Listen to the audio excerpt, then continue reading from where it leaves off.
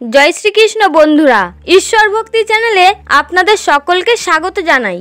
বন্ধুরা, আমাদের প্রত্যেকের বাড়িতে তুলসী গাছ আছে এবং তুলসী গাছ হিন্দুদের কাছে অত্যন্ত পবিত্র একটি গাছ। আমরা এই তুলসী গাছকে প্রতিদিন মা তুলসী রূপে পূজা করি এবং রোজ তুলসী তলায় প্রদীপ জ্বালাই ও জল দিই। তুলসী গাছ বাড়িতে থাকার অনেক উপকারিতা রয়েছে, কিন্তু শাস্ত্রে এমন একটি বিশেষ মন্ত্রের কথা বলা হয়েছে, সেটা যদি তুলসী তলায় প্রদীপ জ্বালানোর সময় আমরা এক মনে প্রতিদিন বলতে পারি, তাহলে আমাদের পরিবারের সকল বাধাবিঘ্ন দূর হয়ে যাবে এবং ঘরে কখনো আর্থিক সমস্যা আসবে না। যদি জীবনে কোনো সমস্যা থেকেও থাকে, তাহলে সেই সমস্যা দূর হয়ে যাবে এবং ঘর থেকে সকল নেগেটিভ এনার্জি দূর হবে। কেউ চাইলেও আপনার ও আপনার পরিবারের উপরে ক্ষতি করতে পারবে না এবং আপনার ঘরে সবসময় একটা পজিটিভ এনার্জি বিরাজমান থাকবে, যা আপনাকে সকল সমস্যা থেকে রক্ষা করবে। কিন্তু বেশিরভাগ মানুষই তুলসীর এই শক্তিশালী মন্ত্রটির কথা জানে না বলে বাড়িতে তুলসী গাছ রাখা সত্ত্বেও সঠিক ফল লাভ করতে পারেন না।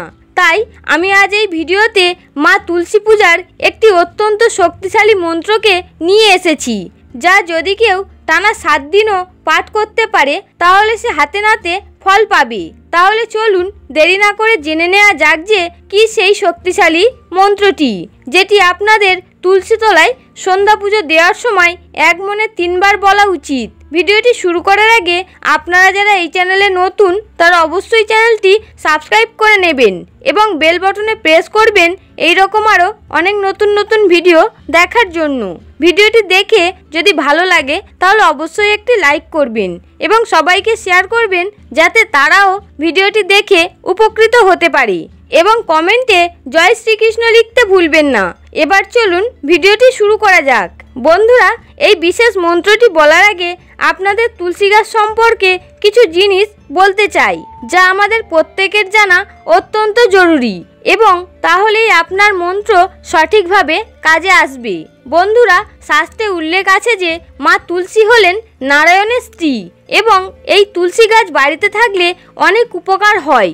বিজ্ঞানও বলছে যে তুলসী গাছ কোনো সাধারণ গাছ নয়, এই গাছের অনেক ঔষধি গুণ আছে এবং আয়ুর্বেদে বিভিন্ন ওষুধ তৈরিতে তুলসী একটি প্রধান অঙ্গ।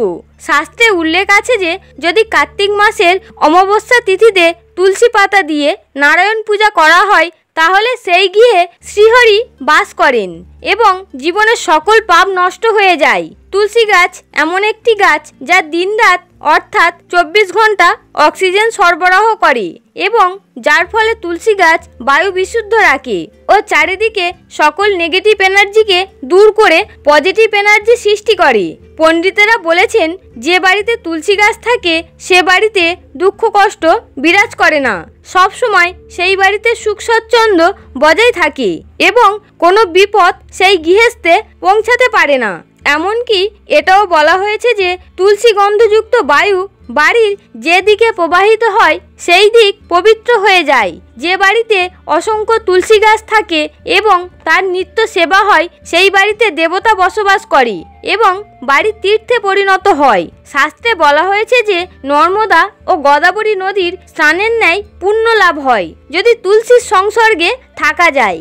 এছাড়া ডায়রিয়া, বমি, কলেরা, জ্বর, সর্দি কাশি, মুখের আলসার প্রভৃতি রোগের ঔষধ হিসেবে তুলসী ব্যবহার করা হয়। তুলসী পাতা ব্যথানাশক হিসেবে কাজ করে, শরীরের রোগ প্রতিরোধ ক্ষমতা বৃদ্ধি করে, স্মৃতিশক্তি বৃদ্ধিতে সাহায্য করে, এমনকি হাঁপানি, ব্রঙ্কাইটিস, ইনফ্লুয়েঞ্জা প্রভৃতি রোগ নিরাময় করে। তাই তুলসী গাছকে আমাদের হিন্দু সমাজে এত প্রাধান্য দেয়া হয়। কিন্তু এসবের পরেও একটা প্রশ্ন থেকে যায় যে এই সম্পূর্ণ লাভ তুলসী গাছ থেকে আমরা কখন পেতে পারি এবং সেই বিষয়ে শাস্ত্রে বলা হয়েছে যে প্রতিদিন তুলসী গাছে জল ও প্রদীপ জ্বালিয়ে সন্ধ্যা আরতি করার সময় একটি বিশেষ মন্ত্র 3 বার অবশ্যই উচ্চারণ করতে হবে, তাহলে মাতা তুলসী অত্যন্ত প্রসন্ন হয়ে কৃপাদৃষ্টি দান করবেন।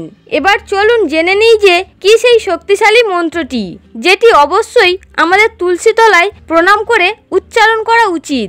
এইবার এক মনে মন্ত্রটি শুনুন। ওং বৃন্দাঐ তুলসী দ্রব্যৈ প্রিয়াঐ কেশবস্য চ বিষ্ণুভক্তি প্রদায়িন্যই সত্যবত্যই নমো নমো। মা তুলসীর এই প্রণাম মন্ত্রটি 3 বার এক মনে উচ্চারণ করবেন এবং তুলসী মঞ্চে প্রদীপ জ্বালাবেন। এরকম যদি আপনি নিয়মিত করতে পারেন তাহলে দেখবেন আপনার ঘরে সবসময় শান্তি বিরাজ করছে ও সকল আর্থিক সমস্যা মিটে যাবে। কোনো নেগেটিভ শক্তি আপনার কোনো ক্ষতি করতে পারবে না এবং ঘরে সব সময় একটা পজিটিভ এনার্জি অনুভব করতে পারবেন। আরও কিছু জিনিস মাথায় রাখবেন। সন্ধ্যাবেলায় একাদশী, দ্বাদশী, পূর্ণিমা, অমাবস্যা, মঙ্গলবার, শনিবার, বৃহস্পতিবার কখনোই ভুলেও তুলসী পাতা ছিঁড়বেন না এবং তুলসী গাছ প্রাণত্যাগ করলে যেখানে সেখানে না ফেলে পুকুরে গিয়ে ফেলবেন। যদি এই কথাগুলো মেনে চলতে পারেন তাহলে দেখবেন কিছুদিনের মধ্যেই আপনার জীবনে মা তুলসীর কৃপায় অশেষ সুখ শান্তি বিরাজ করছে এবং আপনার ঘর শ্রী হরির নিবাস হয়ে যাবে। আমার কথায় বিশ্বাস না হলে 7 দিন এক মনে করে দেখুন, হাতে নাতে ফল পাবেন। আপনারা কারা কারা এই বিষয়টি জানতেন তারা অবশ্যই কমেন্ট করে জানাবেন। হরে কৃষ্ণ।